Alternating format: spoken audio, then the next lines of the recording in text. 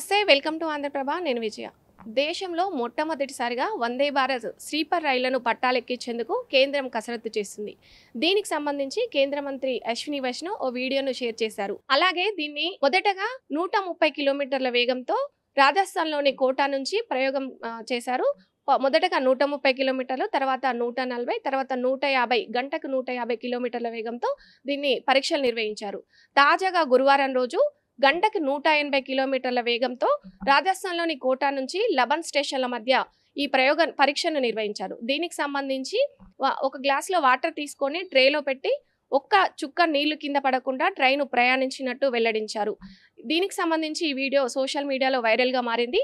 అలాగే ఇందులో 16 బోగీలు ఉన్నట్టు వెల్లడించారు. థర్డ్ ఏసీకి సంబంధించినవి, 4 సెకండ్ ఏసీకి సంబంధించినవి, 1 ఫస్ట్ ఏసీకి సంబంధించిన బోగీలు ఉన్నాయి. మొత్తం లగేజీకేమో 2 బోగీలు కేటాయించారు.